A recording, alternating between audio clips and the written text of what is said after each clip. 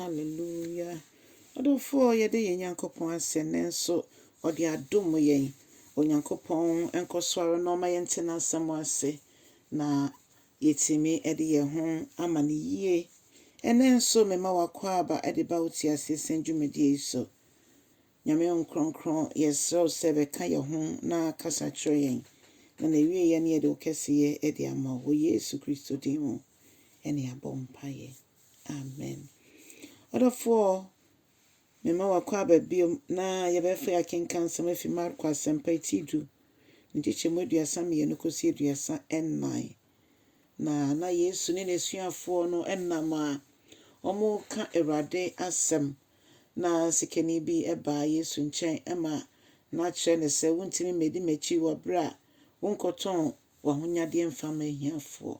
Bible kyerɛ sɛ na ɔwɔ agyapadeɛ bebree nti no ne werɛ hoeɛ san kɔɔeɛ. Na no akyi no na nnipa nyinaa ho adwiri ɔmo. Yesu ka biom sɛ ɛyɛ den ma osikani sɛ ɔbɛwura ɛyɛ mmerɛ ma afupɔnkɔ sɛ ɔbɛwura panneɛ tokoro mu ɛkyɛn sɛ deɛ osikani ɛbɛkɔ ɔsoro ahemman mu. Na asɛm no ɛtɔ nnipa no nyinaa so na asuafoɔ nka sɛ ne hwan ɛna ɛbɛtumi asɔ Onyankopɔn anim na ayɛ yie. Adɔfo no afei efi 32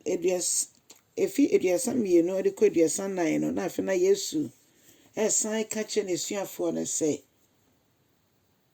mɛkɔ Jerusalem ama yɛatetee me, yɛabɔ me, yɛato ntasuo gu me so, edi me ho fɛw. Yɛbɛyi me ama saa no kaeɛ, yɛbɛyi me ama ɔkaa no sɛdeɛ wambɔ biara podin na ɔkaa nneɛma bɛsi nyinara. Ɔdɔfo wedi adanseɛ sɛ Yesu Kristo ɛberɛ a ɔba asase so na onim botaeɛ nti a ɔba. Pɛsɛ bisa wo sɛ wo botaeɛ ɛwɔ abrabɔ mu ɛne sɛn? Yesu Kristo na onim sɛ ɔbɛbɛhu amanneɛ wu ama me ne wo. Onim sɛ yɛba bɛsɛn no akorɔmfoɔ mmienu mfimfini.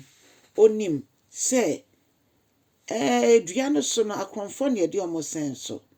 Na nka yɛyɛ na sɛ yɛde yɛ sɛn so na meyɛbɔ ne bebrebe nti. Nanso Yesu bɛfa bɔne nyinaa so a yɛde kɔ asɛnnua no so. Me ne wo yɛbɔ ne nyinaa. Ansa na mpo yɛwuyɛ no na Yesu deɛ bɔne ɔde akyɛ yɛn. So onim sɛ bɔne mu ɛna yɛwu yɛn. Ɔdɔfoɔ ɛdeɛn na yɛwɔ ma Kristo. Yɛbɛyi na ayɛ na yɛabɔ ne din. Ɛsiane sɛ dwumadie a wɔdi ama yɛn no so. Dwumadie no so. Ɔde ne nkwa aba bɛto hɔ de ama yɛn. Na edu baabi no mpo no yɛbɔ ne nti na gya yi n'ani fi no so. Ɔdɔfoɔ ɛdeɛn na yɛyɛ de ahyɛ ɔdɔ sonko a Yesu ada na de akyerɛ yɛn anan mu. Yɛni hwee sɛ yɛde yɛn nipadua nyinaa bɛbɔ afɔre ama no. Yɛagye no atom, yɛagye no adi sɛ Awurade ne yɛ kra agye nkwa. Na bere a yɛagye Yesu Kristo di sɛ Awurade ne yɛ kra agye nkwa no. Na afei yɛtwɛn n'anim sɛ ɔbɛsan aba bɛfa yɛn akɔ ne nkyɛn. Yesu bɛhunu amanne maame ne wo. Nti ne yɛn mu ne deɛ ɛnyɛ yɛ hwee. Enu Yesu deɛ no ho hwee sense ɔno deɛ ohwie ne mogya guiɛ. Ɔdɔfoɔ Yesu na ɔbotaeɛ. Me ne wo nso yɛbotaeɛ ne sɛn.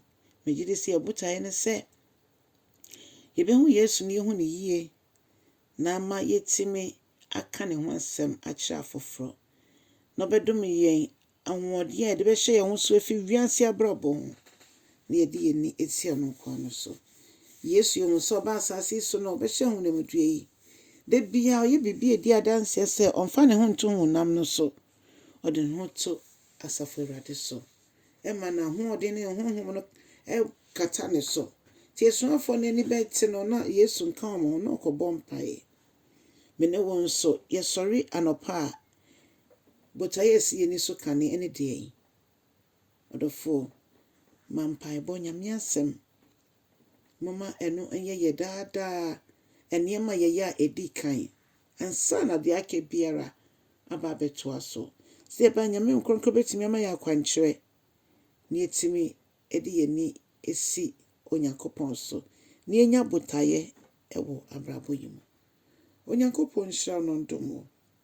na bɔ mmɔden sɛ wobɛkyɛ asɛm no wo subscribe nso abɔ mmɔden na yɛ ne saa na fa hyɛ yɛn nkura ne ma kokromotie gyina hɔ na ma o subscribe nso bɔdɔn no so sɛdeɛ ɛbɛyɛ a yɛ post video bi a wo nsa ɛbɛka onyame nhyɛ wo sɛ wayɛ ne saa ɛwɔ Yesu din mu amen.